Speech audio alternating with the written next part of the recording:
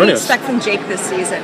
Jake is going to take a turn for the great thing about it is that episode 203, which happens right after the two-hour season opener. The next episode is basically all me. We go back and we find out a lot. We find out everything there is to know about Jake Snow, which is fun because now all my cards are on the table for the rest of the season, which is fun. It's unlike Elliot Spencer on Leverage, where you never knew anything about that guy. You know? This now all the cards are laid on the table, and you see what he went through. And the library really becomes the only family, that he's going to have. And it's a lot of fun because we're all taking steps. We're all taking steps to get to where Noah is. Noah's been he's been the librarian for 10 years now. And if you notice when he started off, he was kind of like this weird little nerd that didn't know, he was just running around with his head cut off. Now he's a superhero. And if you saw the end of last year when we went to that dimension, that's what would happen if we're all been in the library for 10 years. So that's we know where we're going. We're going to get to those characters towards however many, so it's fun because now we have a path. And with realizing what went on with Jake's backstory and now his story, you see that I start maturing a little bit more. I start getting, the furrowed brow comes back a little bit. He's coming into more Drake of Uncharted. He's coming into more of the Wolverine type thing. You know what I mean? You had that look at the end of the season with the Drake. I created a whole thing. I created the whole wardrobe. And if you look, somebody took a picture of Drake online and put it, and it was like spitting image. I hit it way too hard, I think. I saw it. Yeah, I wanted to bring that up. Yeah, and I based it on that character. So Naughty Dog basically owes you money. Well, unless they're going to sue me for doing that, then I owe them money. So. Unless they put you in the movie, Yeah, exactly. Well, that's what I was trying to do, man. I'd be perfect for Drake. Man. So, what's it like to be in a show where there's very few rules? Because we just learned that you guys are going to battle like Moriarty from Sherlock. Yeah. I mean, like, whenever you get a script, it could be anything. So, what's it like to be as an actor? What's it like to go into a script where it's basically a playground? Oh, it's fun, man. Especially with these writers. I've grown up with these writers through the last going on almost 10 years now, and we used to do that with Leverage when we knew there was a script we'd run in because Leverage was a different movie. It was a different Ocean's 11 every week.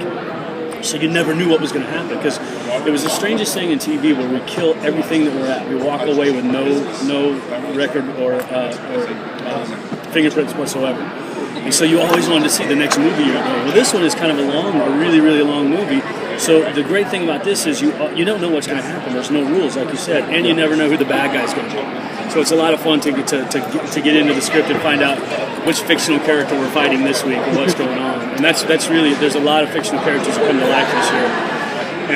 And that's always fun to see who the next bad guy is. You got to go up against, and what name actor they're going to bring into play.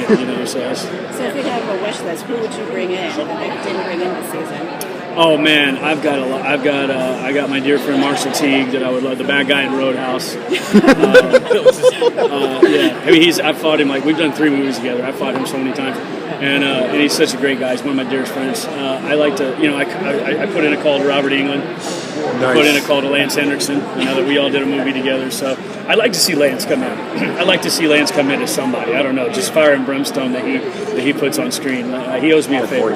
Yeah, that's exactly it. Yeah. No. Christian Kane, I mean, like I said, I'm a big fan of Leverage. I love the show. I loved you because I'm a big martial arts fan, and I love the stuff that you do. So between you and your character right now in the Librarians, do you want to see your character kind of get to that point, or do you want to try to keep it a little bit more different? Well, I mean, my thing is, and I've told John this, and Rebecca's the one that fights on the show. Let's be honest about it, but.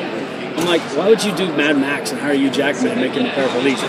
You know what I mean? I'm like, let me throw some punches, man. That's what I do. That's what the crowd wants to see. So I'm trying to get to where they want to take me to. It'll be the end game, but it'll be the guy that I played at the end of last season, who was a very good fighter. And you can see I'm getting more technical now. It's not just big wide bar punches. It's literally becoming more. I'm not bringing the Kali in because that was Elliot Spencer. But there's some big kicks. There's some really big haymakers. He's getting better at what he does.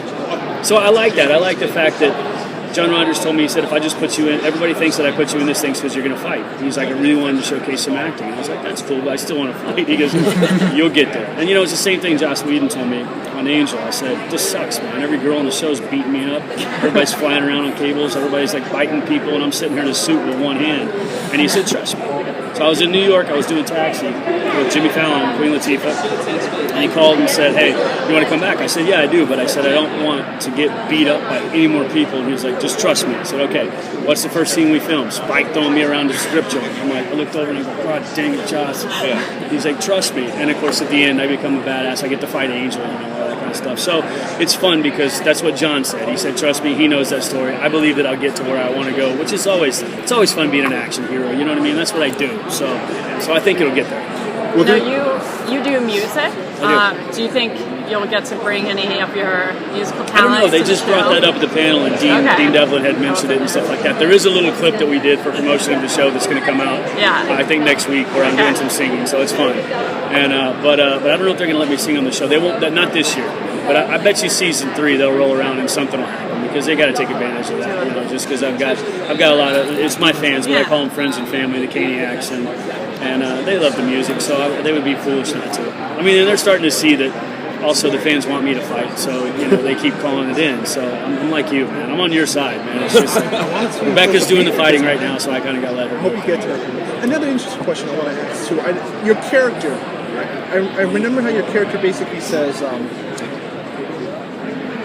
You like people, but you don't trust them. After the end of season 1, and now starting season 2, where is that trust level? Is he kind of still a little bit distant from the rest of the group, or is he eventually kind of opening up here?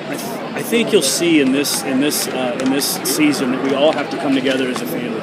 And by the way, you'll see why for him. In the episode, he's got this is now his family. It's the only people he's got.